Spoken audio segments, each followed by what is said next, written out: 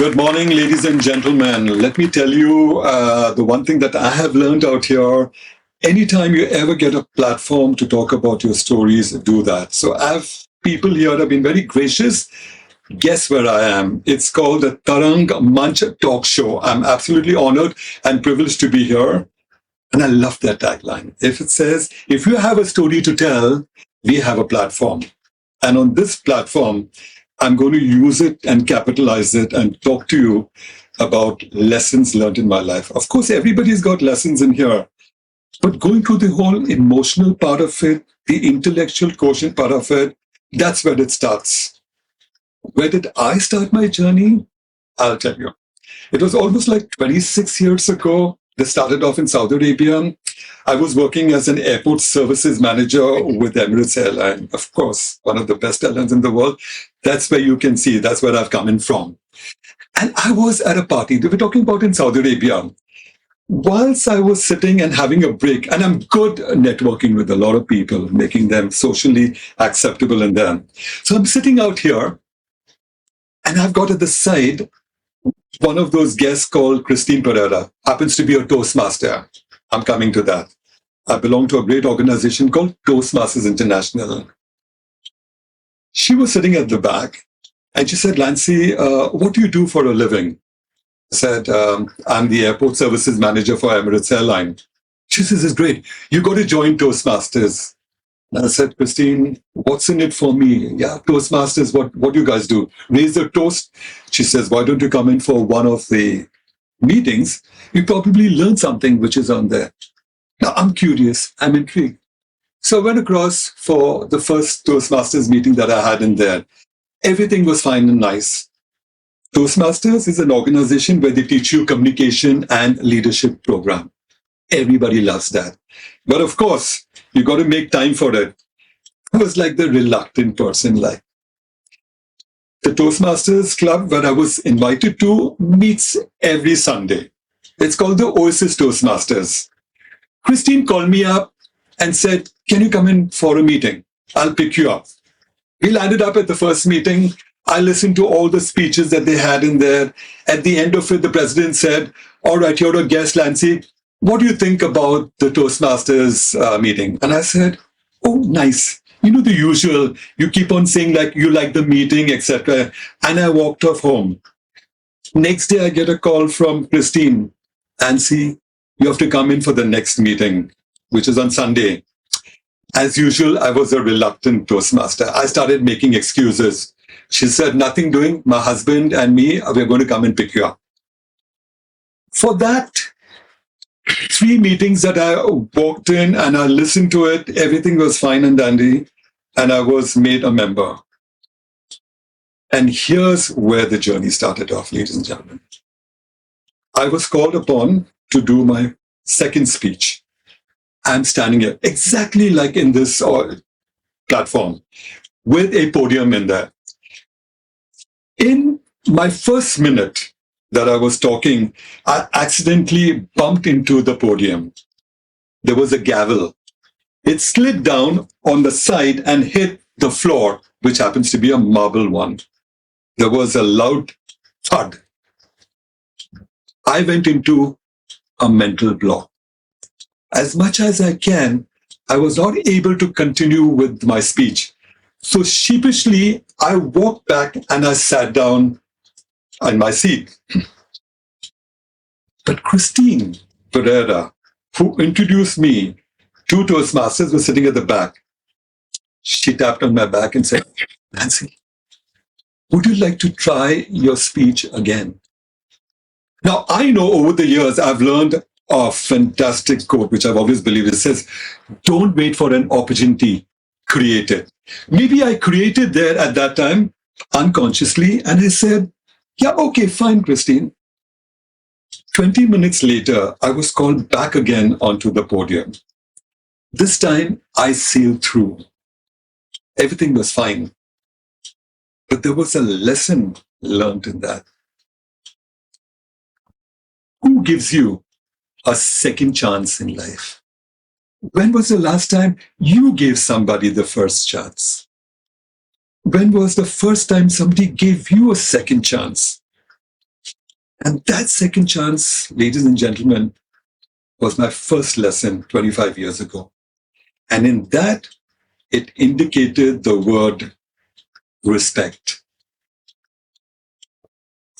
When I learned that the club doesn't care whether you are a CEO, a managing director, or a director, everybody is equated the same place.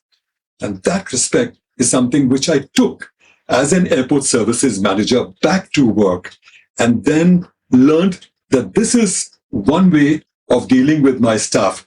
Respect begets respect. And when you do that, your teamwork works wonderfully well. That day, my first lesson was respect. But I had my second lesson coming in. And that transpired with Matthew Skurian and me. Matthew Skurian happened to be a Toastmaster who was 5 years senior to me. I'm an absolute rookie. He calls me up at work and he says, Lancy, I want you to evaluate my speech. Now, in Toastmasters, we have something which is one of the finest elements on the planet. It's called evaluating a speaker. A speaker finishes off a speech in 5 to 7 minutes, and instant feedback, the only one that you get on the planet in any organization, called evaluation. And you have an evaluator that gives you an evaluation. So he said, I want you to evaluate me. I said, Matthew Skurian, are you joking? You're crazy.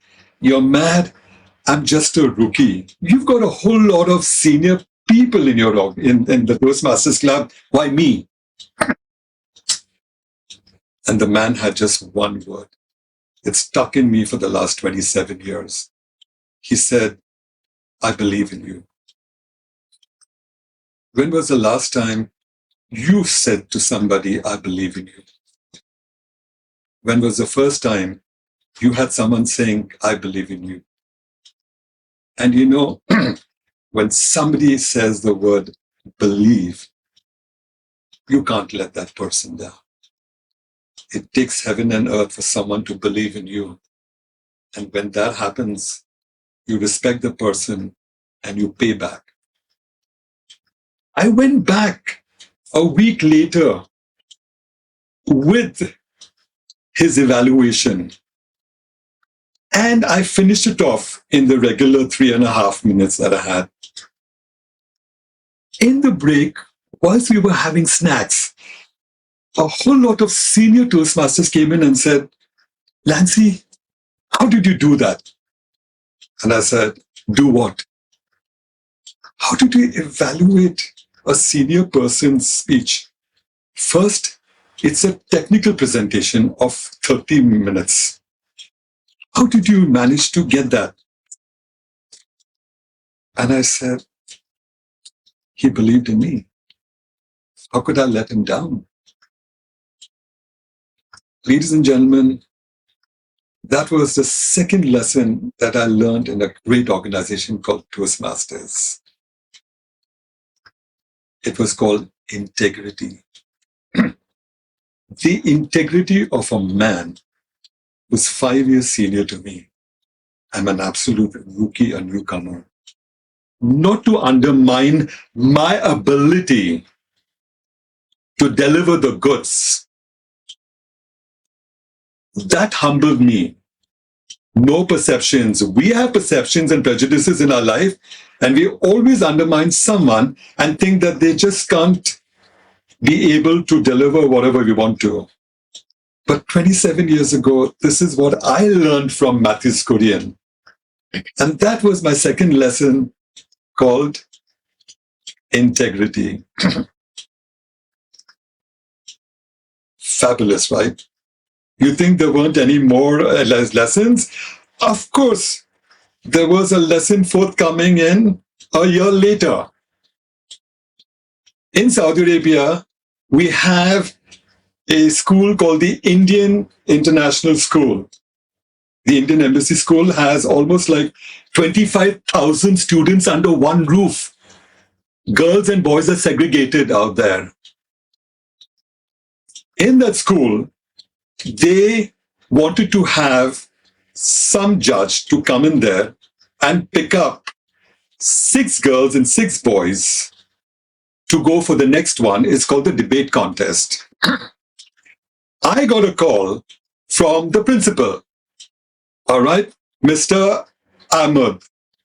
He said, Lancy, I've heard that you're a Toastmaster, and I would like you to come in on a Saturday morning. We have 12 girls and 12 boys, and we need to pull up 6 girls and 6 boys for the next round in debates in Saudi Arabia. I said, thank you very much. And on that Saturday morning, I drove down from my house, which took me almost like about 18 minutes. I parked my car in the Indian Embassy school grounds, walked purposefully towards the lobby.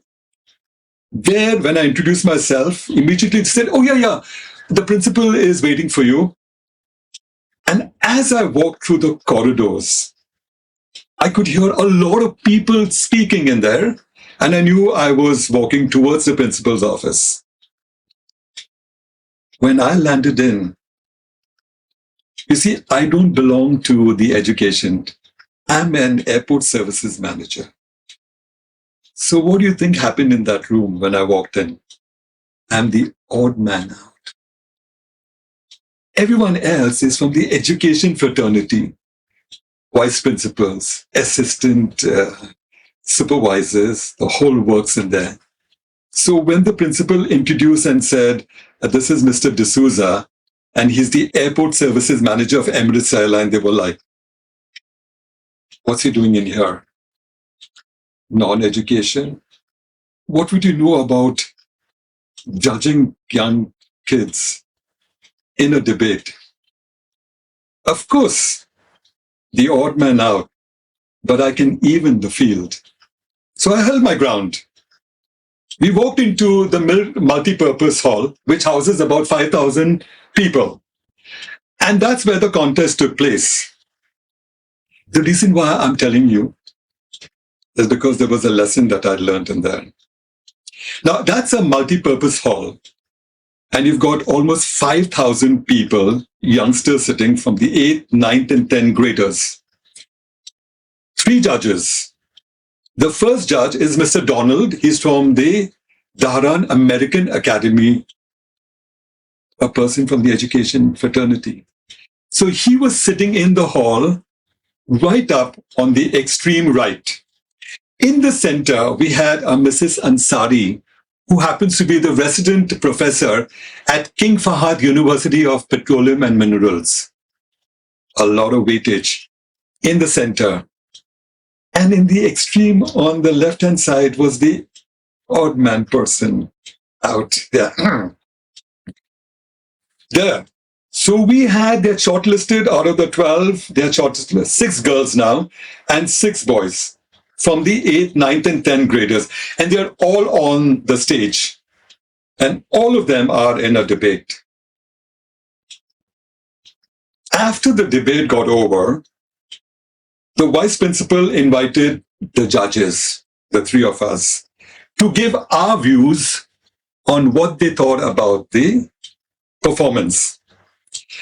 So Mr. Donald, the dean of the American Academy School, a lot of weightage, walked up. Oh, and everybody clapped because he's been there for the last 7 years, coming in regularly every year. He finished off in about 2.5 to 3 minutes, and he went back and sat. Next was Mrs. Ansari, who landed up. She walked up onto the stage, and she started talking about our gut and that. 3 minutes, people know her, so she clapped. Then it's me, my turn. And as I walked up, I wish there were at least more than 5 claps out of the 5,000 people in that room. The odd clap, right? But as I walked up the stairs, ladies and gentlemen, as I said earlier, I had to even up the field at that point of time. And I looked up heavenwards and I said, Lord, Give me the strength to say what Toastmasters is all about. And in the first minute, I had the claps coming in. The second, the third, the fourth, it roller coasted.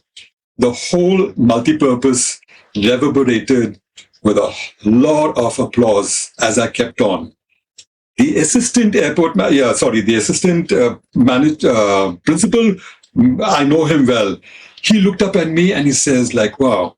And I had the fraternity people doing it out there. Of course, I knew I had scored out there. I knew that. I walked back almost like 10 minutes later and I sat down in my seat. The second judge, Mrs. Ansari, she had this beatific smile. She kept on looking and she said, yeah. Everything finished off. And as we were walking back into the principal's office, Mrs. Ansari held my hand and she said, Lancy, how did you do that? And I said, do what? She said, you know what you've done? You've evaluated 12 children and given their parents hope. I said, yeah, but that's what I've been taught in Toastmasters, is to evaluate people. That's part of our fraternity. It's a great organization called Communication and Leadership Skills. She says, it's the first time I've seen anywhere that anyone has evaluated children. And you had everybody in the room and the parents, and you had other children also asking, can you speak about me? I said, thank you very much, I'm humbled. She said, you know what? You're blessed. You can beg, borrow, and steal, ladies and gentlemen, but you cannot get anyone who tells you you're blessed. And I choked, literally, and humbled. And I said, thank you very much, Mrs. Ansari. She said, I'm not telling you that not only you're blessed, but you have a purpose in life. And I said, what is it? She says, you can do service to humanity. You've just proved it in this room, doing service to 12 kids and giving them hope about what's ahead. And their parents a greater hope of how far their children can reach. And you can be of service. And I think by now, ladies and gentlemen, you would have learned what was my third lesson in life. It's called service. And when you're called upon that, and that's when I knew my calling in life, it was loud and clear that I was born to do service. And so whatever I learned, and that was my third lesson called service. And when you are called upon to do that, it's unbelievable. The world changes, takes you into a very different dimension. And not very many people have the opportunity to do service to people. And when you recognize that, oh, for heaven's sake, just go for it, guns blazing. And it's a different life altogether. What I would like to say this afternoon, with the three lessons that I learned: respect, integrity, and of course, service. It's a magical combination. And once you get that calling in life, you use it. It not only humbles you, but you're all set to make people's life, make them feel that they are seen. It's called the power of communication and leadership skill. I just recollected, all of us love to do humor. Making people laugh is one of the toughest jobs on the planet, right? So I recollect the one thing that I learned to get across to people is absolutely laughter. So we were invited by a women's group in Saudi Arabia. You had, at that particular time, there were a lot of these women who were expatriates but weren't working. And they have coffee breaks. So they had invited from the Toastmasters fraternity 3 of us, Mathis Kurin, Syed Yunus, and me.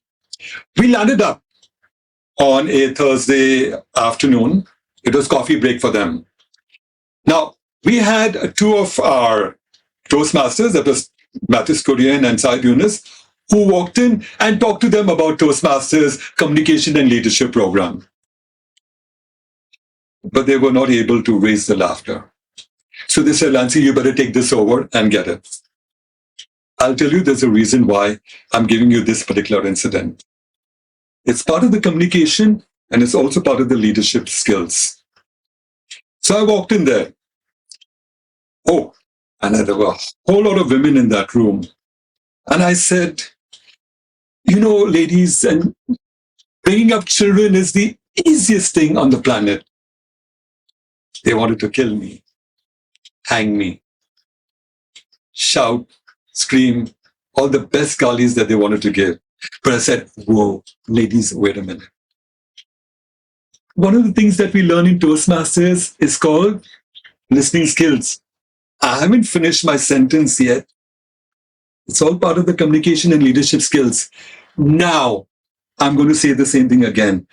Bringing up children is the easiest thing on the planet, provided they're not yours. Oh, and they were like, oh, yeah.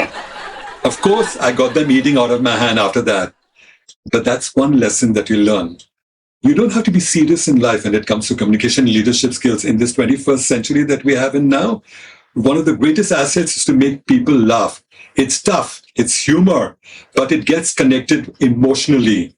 So, you have a platform and you think you have humor in it, walk in here, tell your story, make people laugh. That's the best way that they can relate in you. And of course, in that, they are able to get your message and you've got people eating out of your hand. So just on that, good luck and good cheer.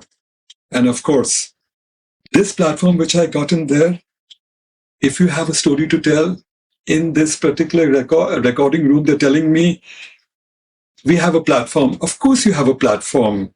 That's what Tarang Manch TalkShow is all about. Reach out, get into people. And when you land up in here, as much as I landed up this morning, you would find out that you can make a difference in someone's life. You could be a CEO or you could be a clerk. You could be a fashion designer or even cutting someone's hair. The common denominator is absolutely making waves in your life. That's what the word Tarang means, waves. Not only would you wave out there, but you could draw waves in other people's life. Make this a particular place in there. And as much as I have a story to tell, you have a story to tell. So, challenges are meant not to paralyze you. They are meant to help you discover who you are. I discovered myself 25, 27 years ago. You have a chance on the Tarang Manch Talk Show to discover yourself. Good luck, good cheer,